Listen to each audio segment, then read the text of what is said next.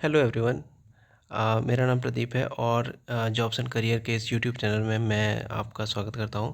तो जो हम वैकेंसीज़ आज डिस्कस करने वाले हैं वो है garden reach ship builders and engineers limited की ओर से ये वैकेंसी आई हुई है। बहुत अच्छी वैकेंसी है, ऑल्दो जो वैकेंसी है वो कॉन्ट्रैक्चुअल नेचर की है। ये कॉन्ट्रैक्ट बेस्ड पर वैकेंसी है, 3 साल के लिए कॉन्ट्रैक्ट है इसका और आगे चल कर के ये 2 साल के लिए और एक्सटेंड किया जा सकता है। जो पे स्केल ऑफ़र की गई है वो है 23,800 से 83,300 तक, यानी कि जो आपका बेसिक होने वाला है वो 23,800 से लेकर के 83,300 तक आपका बेसिक होने वाला है। इसके ऊपर आपको डीए, एचआरए और जो अदर अलाउंसेस हैं वो सारे आपको मिलेंगे। डेफिनेटली द सैलरी आपकी जो होगी वो काफ़ी हैंडसम सैलरी होगी। ऑलमोस्ट आपका जो सैलरी होगा वो 40,000 के अप्रॉक्स होगा। एज लिमिट जो है वो 28 ईयर्स है। ओबीसी, एससी, एसटी कैंडिडेट को एज रिलैक्सेशन जो भी गवर्नमेंट के हिसाब से जो मिलता है वो मिल जाएगा। 3 साल का जो एज रिलैक्सेशन है वो ओबीसी के लिए और एससी एसटी के लिए 5 साल का जो एज रिलैक्सेशन है वो दिया जाता है। आगे चलते हैं, बात करते हैं वैकेंसीज़ की। 2 वैकेंसीज़ अनरिजर्व्ड कैटेगरी में है, एक एसटी और एक ओबीसी कैटेगरी में वैकेंसी है। एजुकेशनल क्वालिफ़िकेशन की अगर बात करें तो ग्रेजुएट होना चाहिए और साथ ही साथ डिप्लोमा या पीजी डिप्लोमा होना चाहिए। किसमें? एचआरएम में, HRD, IR, labour welfare, labour laws, ये सारे में अगर आपके पास पीजी डिप्लोमा है तो फिर आप इसके लिए अप्लाई कर सकते हैं। सिर्फ ग्रेजुएट वाले अप्लाई नहीं कर सकते, ग्रेजुएट के साथ साथ आपके पास डिप्लोमा की डिग्री होनी चाहिए। और जनरल कैटेगरी को 60% मार्क्स होने चाहिए और एससी एसटी और रिजर्व कैटेगरी के लिए 55% मार्क्स ग्रेजुएट और डिप्लोमा दोनों में होने चाहिए। ठीक है, आगे चलते हैं, फाइनेंस की बात करते हैं। फाइनेंस में भी 2 वैकेंसीज़ हैं, एक अनरिजर्व्ड के लिए, एक ओबीसी के लिए वैकेंसीज़ हैं फाइनेंस में। फाइनेंस के लिए जो क्राइटेरिया है, एजुकेशनल क्राइटेरिया जो यहाँ पे बताया गया है वो है ग्रेजुएशन। एक तो ग्रेजुएट की डिग्री आपके पास होनी चाहिए और साथ ही साथ अगर आपने डिप्लोमा किया हुआ है फाइनेंस में, या फिर अगर आपने सीएमए किया है, या फिर सीए कर रखा है, या फिर अगर आपने ग्रेजुएशन के बाद एमकॉम किया है तो फिर आप किसके लिए अप्लाई कर सकते हैं। साथ ही साथ ध्यान रखने वाली बात यह है कि 60% मार्क्स होना बहुत ज़रूरी है जनरल कैटेगरी के लिए और 55% मार्क्स रिजर्व कैटेगरी के लिए, अदरवाइज़ आप अप्लाई नहीं कर पाएंगे। एक्सपीरियंस का कोई रिक्वायरमेंट नहीं बताया गया है, एक्सपीरियंस नहीं होना भी, एक्सपीरियंस आपके पास अगर नहीं भी है तो भी अगर आप अप्लाई कर पाएंगे। जो अगली वैकेंसी है वो मटेरियल मैनेजमेंट में है। तो इसमें एक वैकेंसी रिपोर्ट की गई है जो कि अनरिजर्व्ड कैटेगरी के लिए है। इसमें आपके पास अगर आपने डिप्लोमा कर रखा है इंजीनियरिंग में और साथ ही साथ अगर आपने डिप्लोमा कर रखा है मटेरियल मैनेजमेंट में या फिर सप्लाई चेन मैनेजमेंट में या फिर लॉजिस्टिक मैनेजमेंट में, तो आप इसके लिए अप्लाई कर सकते हैं। साथ ही साथ आपके पास 60% मार्क्स होना चाहिए डिप्लोमा में भी, और डिप्लोमा अगर इंजीनियरिंग डिप्लोमा में भी आपके पास 60% मार्क्स होना चाहिए और मटेरियल मैनेजमेंट का भी जो डिप्लोमा आपके पास है उसमें भी 60% मार्क्स होना चाहिए। अगली वैकेंसी जो है वो है पेंटर की। इसमें भी एक वैकेंसी रिपोर्ट की गई है अनरिजर्व्ड कैटेगरी में। इसके लिए आपके पास डिप्लोमा होना चाहिए केमिकल इंजीनियरिंग में, पेन टेक्नोलॉजी में, और जो मार्क्स आपको चाहिए होंगे वो 60% मार्क्स होने चाहिए जनरल कैटेगरी के लिए, 55% मार्क्स पीडब्ल्यूबीडी के लिए। अगली वैकेंसी है नेवल आर्किटेक्चर की। इसमें 2 वैकेंसीज अनरिजर्व्ड कैटेगरी में है, एक वैकेंसी ओबीसी कैटेगरी में है।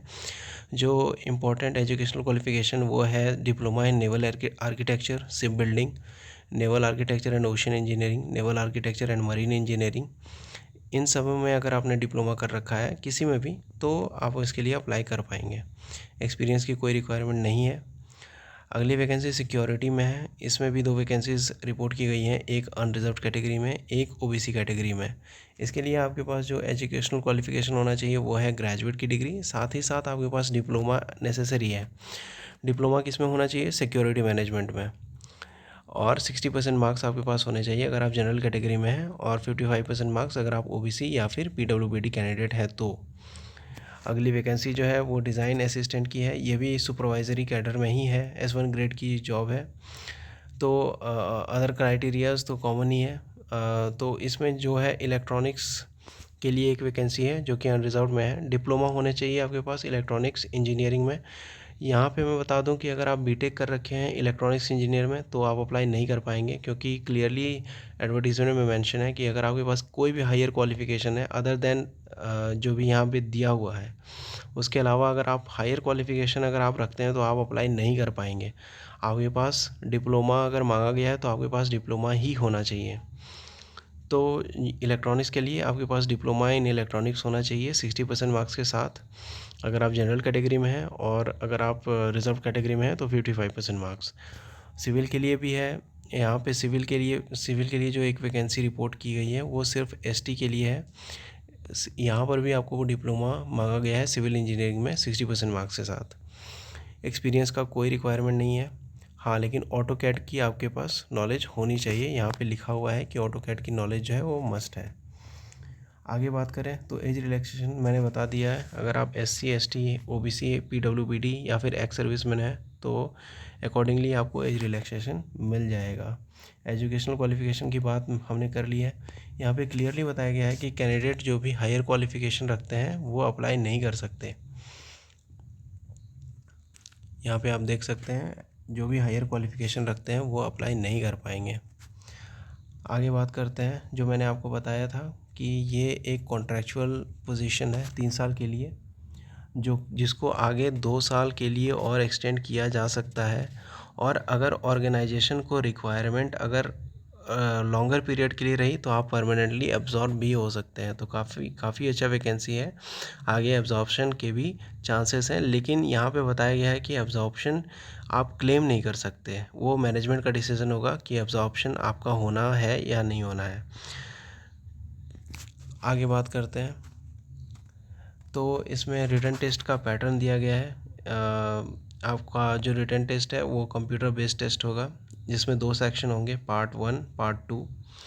ऑब्जेक्टिव टाइप का पेपर होगा। पार्ट 1 में general knowledge, aptitude, mental ability, data analysis वगैरह वगैरह जो भी होता है 20 मार्क्स का पूछा जाएगा। और पार्ट 2 जो है वो आपका डिसिप्लिन के अकॉर्डिंग होगा, जिसमें 80 क्वेश्चंस होंगे। तो टोटल 100 मार्क्स का पेपर रहेगा। 2 घंटा आपको टाइम मिलेगा। इंग्लिश एंड हिंदी में पेपर होगा। आप दोनों में से किसी भी लैंग्वेज को चुन सकते हैं। आगे बात करते हैं तो एप्लीकेशन फ़ी जो है वो जनरल और OBC के लिए 471 रुपये रखी गई है, और रिज़र्व कैटेगरी के लिए कोई भी रिज़र्व कैटेगरी मतलब SC ST PWBD और इंटरनल कैंडिडेट्स, इनके लिए कोई भी एप्लीकेशन फ़ी नहीं है। आगे बात करते हैं तो इम्पोर्टेंट डेट्स की बात करते हैं। तो फॉर्म कब से स्टार्ट हो रहा है? फॉर्म 29 नवंबर से स्टार्ट हो रहा है। 19 दिसंबर को ये क्लोज़ हो जाएगा। तो मेक श्योर कि आप इसके बीच में फॉर्म फिलअप कर लें। तो ये थी इस वैकेंसी की डिटेल। बहुत अच्छी वैकेंसी है। इसका जो मैं PDF है वो लिंक में डाल दूँगा। आप चाहे तो इसको डिस्क्रिप्शन से डाउनलोड करके आप बिल्कुल इसको पढ़ सकते हैं और फिर अप्लाई कर सकते हैं। Thank you.